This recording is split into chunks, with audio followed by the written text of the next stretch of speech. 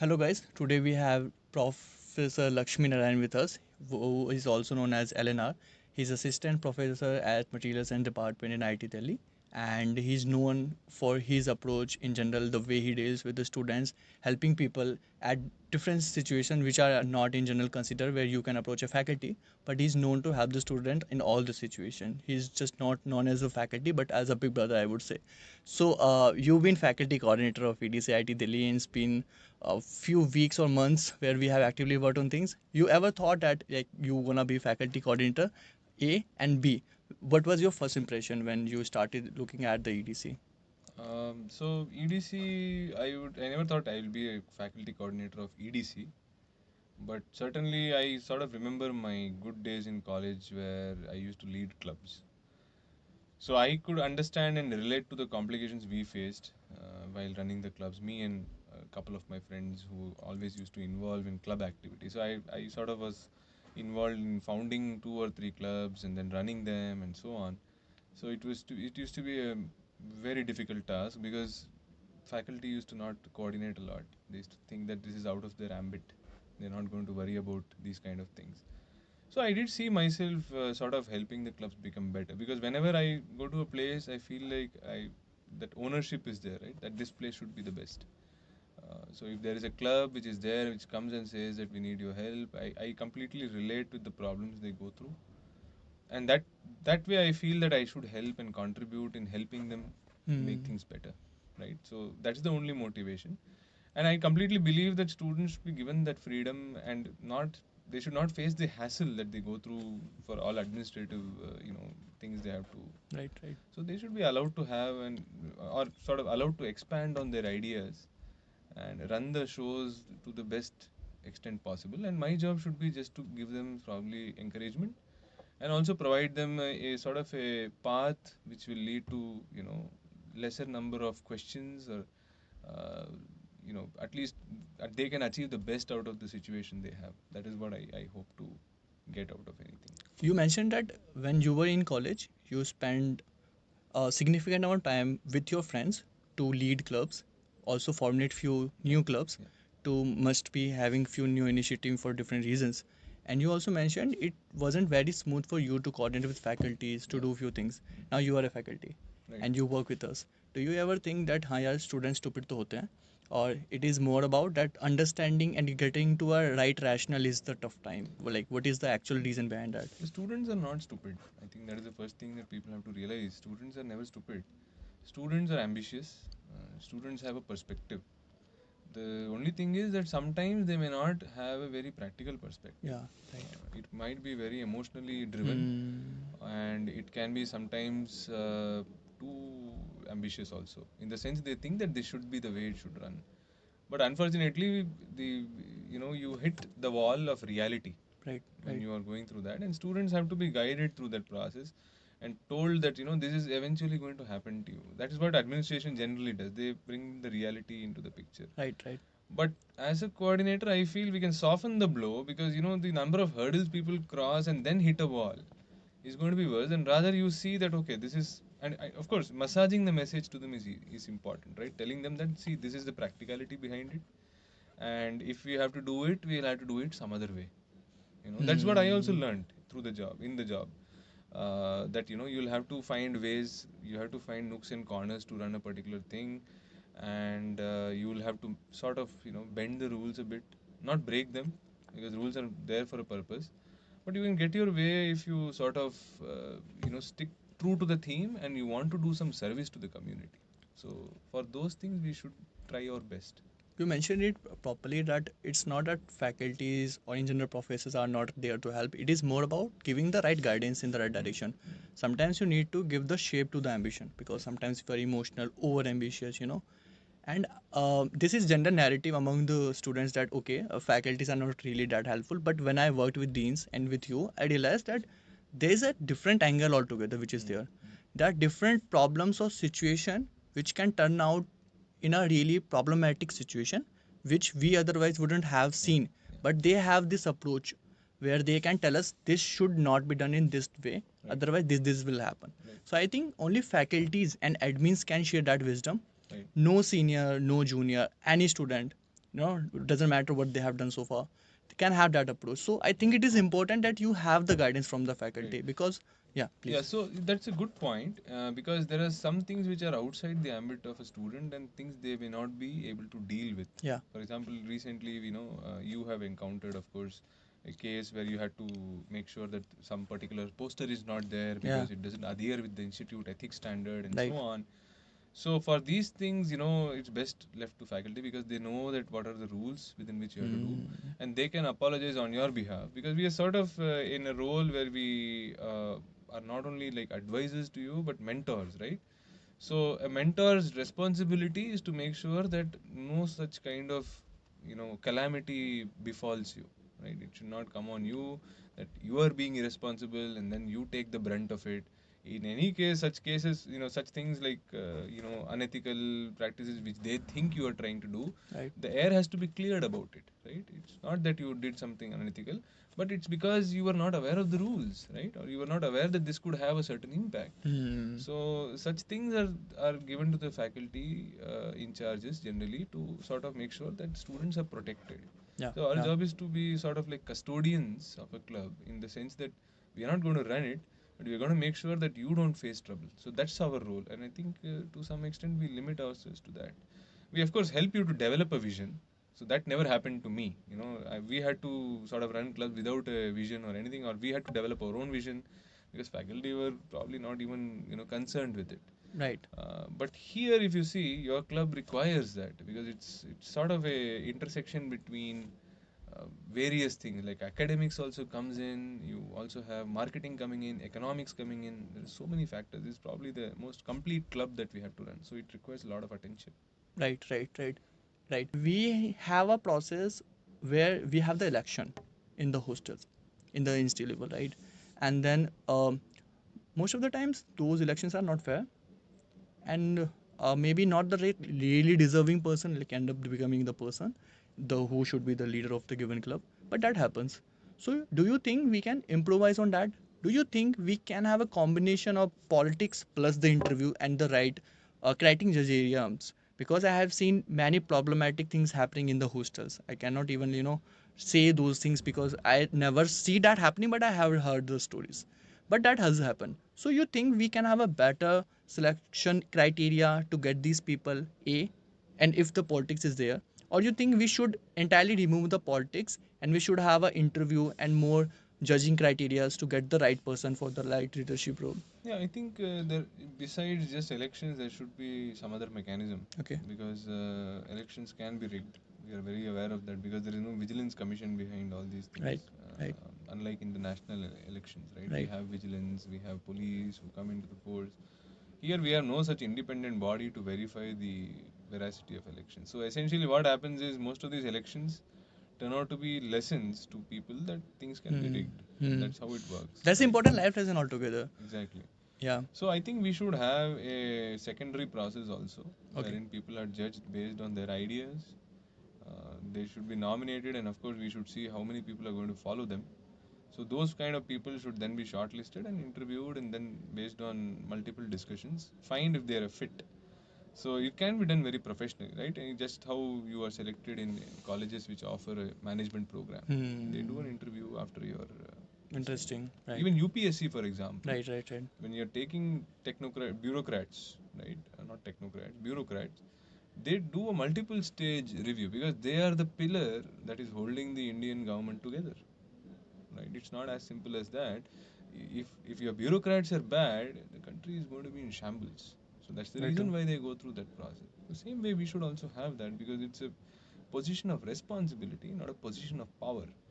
Because a position of power implies that you actually have things totally under. You're not a dictator. You're not running the show. You are sort of, uh, you're doing a show for the benefit of the community, right? Power could mean very different things. Power could just mean that I am using things for my benefits. Hmm. So that distinction has to be found. And you're right. People take up this job for a power trip. But I really find that amusing because in my time, maybe I was a part of such clubs that where there was no monetary exchange, but there was no, you had to really sometimes beg people to come. You Yeah. had to beg them to work, Right. show them that it's going to benefit you in the long run if you do these things because you'll develop skills. That was the only motivation with which people used to come. You had to be an inspiring leader. Yeah. But what really ends up is people say that if you don't do this, you will not get a job, or you will Or not you get will this be particular removed from benefit. the Yeah. student body. Yeah. So that kind of transactional things have come up, which is very amusing to me. But I guess that is how things run here. You are at a bigger stage. This is the top institute in the country, right? You're a part of that, so the stakes become higher, and you sort of start reflecting whether if you lose this opportunity, somebody else will get it. Right. So that kind of leverage is being used. So it's a very different game. But yeah, as you say, we should have a different Were system. you ever involved in politics during your college time, and how fun or like bad that was? If anything specifically you remember which was really interesting. Yeah, so I was. Of course, politics you cannot avoid Right. because being in the student community, especially I was a very passionate leader. Okay. So I used to lead my department. I was the general secretary. So we had a concept of general secretary, the guy who takes care of everything. In Right. the Right. third year, generally you elected. Because final year guys are busy in placement. So third year guys become the general secretary, and he's in charge of all the activities in the department. And we also have an interdepartmental competition, which is very prestigious. Hmm. So we used to be very bad at it, and I had a goal that we have to sort of beat everybody. We came very close. We came the highest rank we ever achieved in probably the history of the college. That we came second. But that was something which I remember very well because we This happened really when you were the when Gen I was Sec. a general secretary. So I pushed Okay. it, and my friends. I should not say I did it, but it was a group of several friends who came together in my year who were the backbone. I was just probably a mascot more than because I don't think I had the judgment on many things, and I think my team helped me a lot. That's why Right. I keep saying team is very critical. Yeah. Because there Very are true. very pivotal people that are there, and you cannot manage everything on your own. Hmm. But in the end, it was great. Of course, we were shattered because we could have come first. And interestingly, it was the event of faculty where we lost because our faculty did not turn up on a Saturday. Otherwise, we would have come first, and that would have been, an achievement because every other department was shaken seeing our rise from eighth position. We came to number two. I think loss teaches you a Yes. lot in comparison to whatever win you possibly have. Yeah. Right. So, right, you mentioned it properly that I mean, you need a team. I mean, Yeah. you cannot become the individual player and keep doing everything on your Everything. own. Yeah. You need right team, right people for right task, and these people should have the same value and the passion for the common goal. Exactly. Yeah. Otherwise, you cannot really push the people to cross the limits. There are two Important. things, as you said. One, they should believe in you as a leader, Yeah, and that number is two, also they should important. believe in the club, whether it's a department or the club itself. They should believe Hmm. that the I think as a leader, you have to be most efficient, yeah, accountable, yeah, and responsible. And I have to be the face of every problem. yeah, Like yeah. I cannot say कि तूने किया था, right? Right. Now You you have will to have to absorb the face it. problem. You have to face the You music. have to absorb Yeah, exactly, you have and to then face you it. have to be like कि, okay, we made this mistake. We are here. I am here. Let's face it together. Yeah. But if you have the approach तूने बिगाड़ा तू ही ठीक करेगा, That then is I not don't that is think not that student ever gonna cross the line and try something different right. because they have the fear. If I fuck up over here, then I will have to face the repercussion, and no will ever gonna back me up. So Right. that is a problem. Perfect. So it's about the journey, not the end goal. You should take life as a game where you had different instances, different situation, and you have to have your rational right place to take the right decisions instead of panicking or maybe having the anxiety.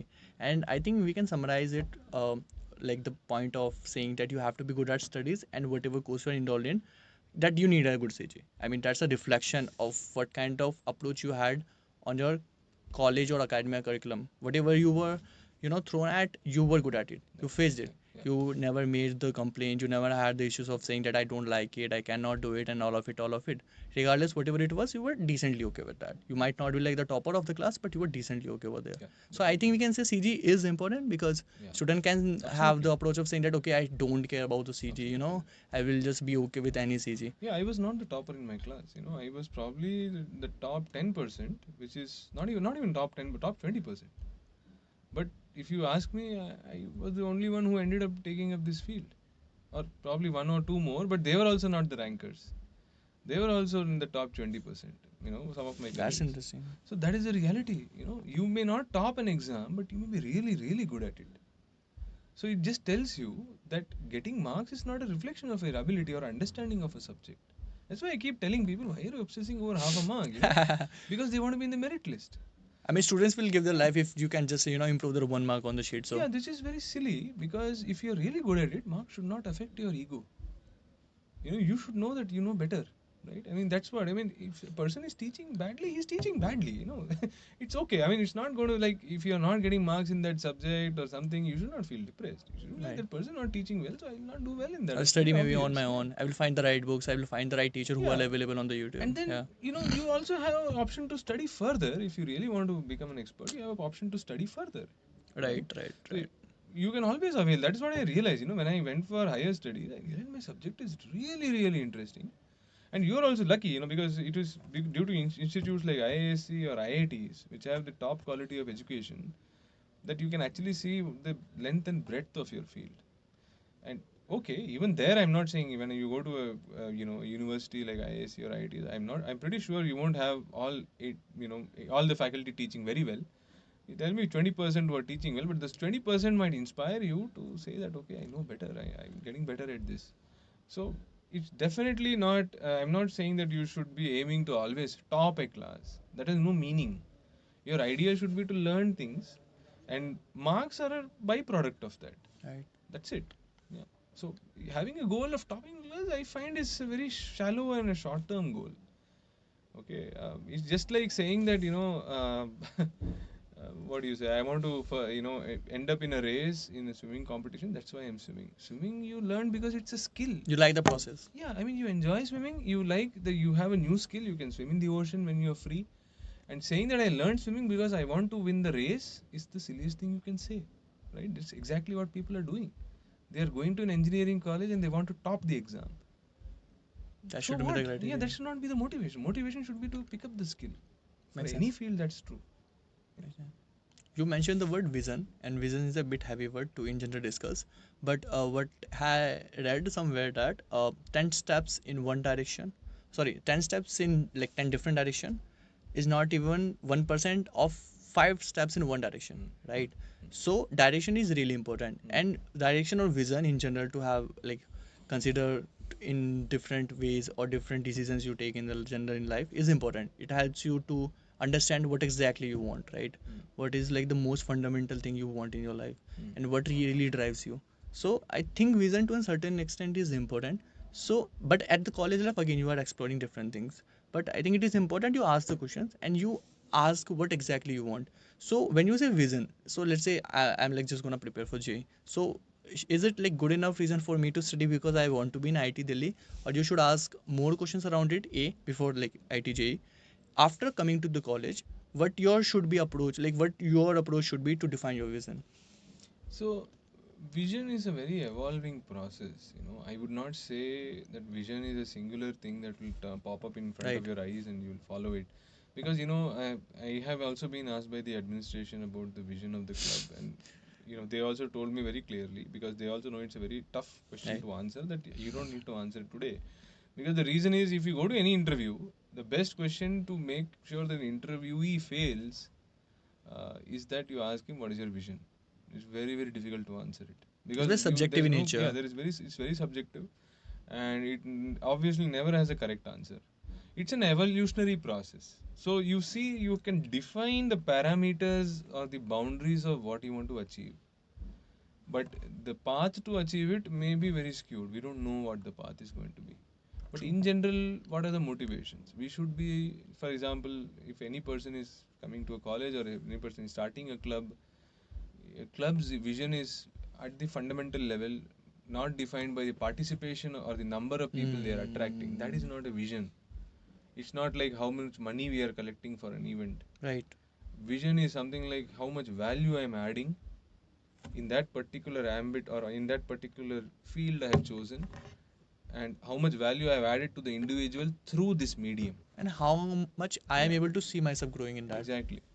So you have to obviously grow as coordinators. You Right. also are not only managers, but you're flag bearers who define how good the club is. Right. So you yourself become masters of this thing through iterations, right? So you don't have to start with I have a vision for something. Mm-hmm. You have to say that how well am I learning? Am I learning? That you have to keep asking yourself questions like, what am I learning? Am I learning something useful that will help me in this kind of journey I'm taking? For example, an entrepreneurship journey. And what are the things I can do to learn better? So each individual, if he starts thinking like that, a vision will develop by itself. Okay, it could be that your club is churning out startups, Got it. actual startups. It may not be in huge numbers. Maybe even if you get one or two startups in a span of 10 years, you are very successful.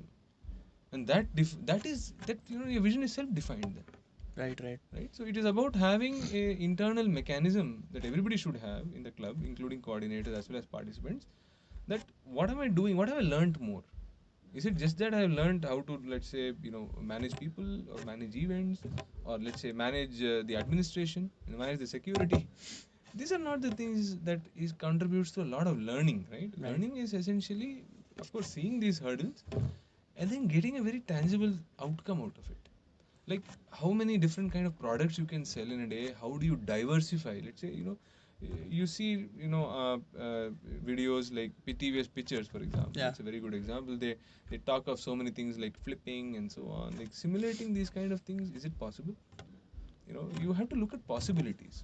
Creativity is a part of your vision. Right. So I read it on the LinkedIn background of my one of the dear friend, the senior I would say, Satyam sir.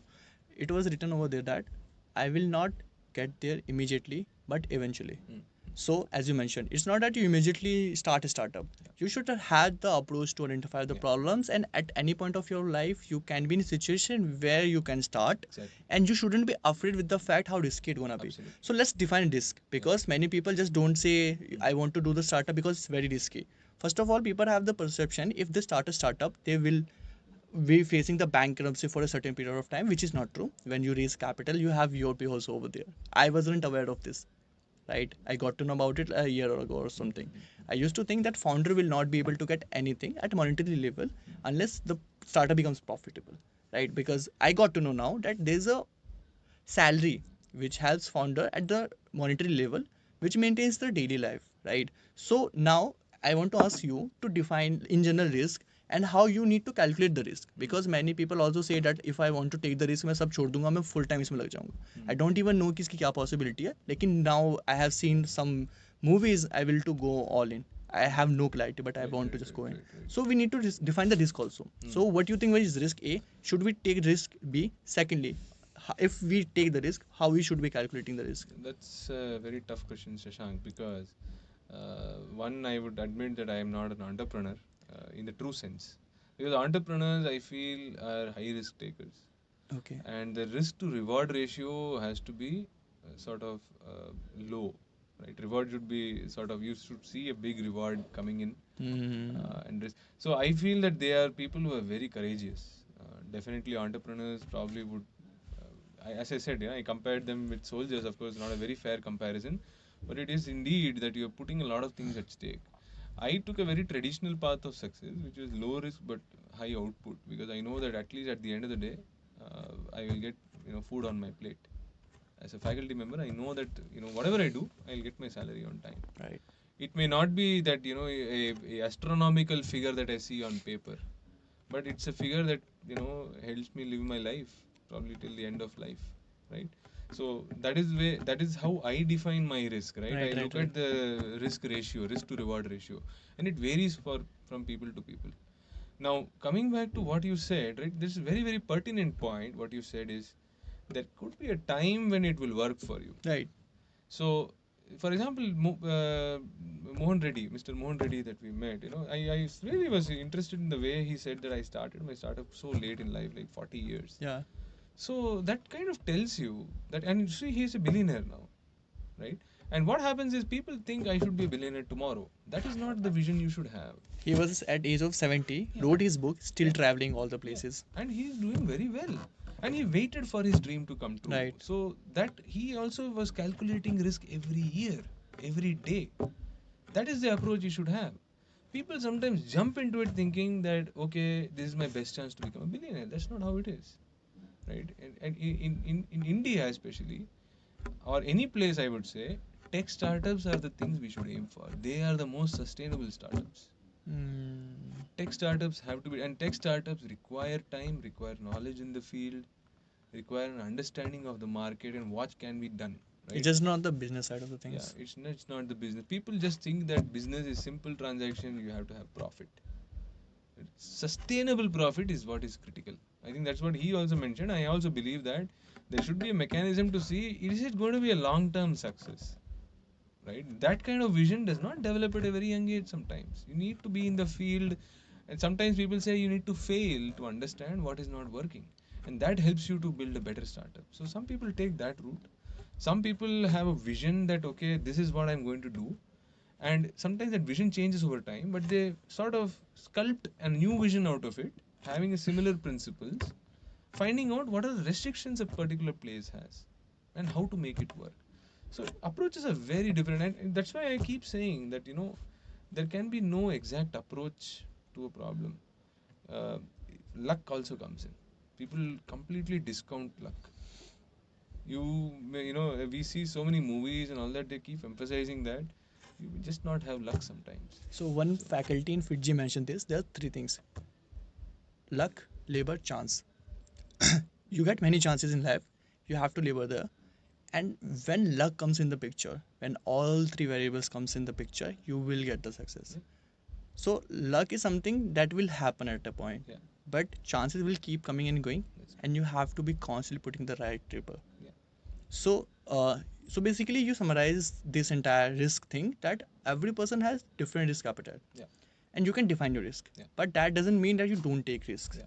You need to take the risk. You might not be the founder of a startup, but you can be a founding team. Yeah. Or maybe you can join the startup at a later age where startup is mature enough and you can see yourself or have a decent level of comfort plus the risk, Right. which can also help you to become someone who you really want to be. Absolutely. On the same time, you don't have the pain or the trauma on your head. Okay, what if it doesn't work?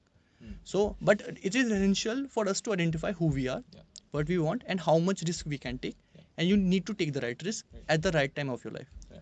Perfect. That's a great answer. And so again, so startup, let's say if you do the startup and if it is not the startup, so what do you think? Let's say I'm not a guy who can see myself doing a startup or a business. I'm good at research. I'm good at research. I'm good at studies. But sometimes it also becomes a problem to me when I'm in third or final year.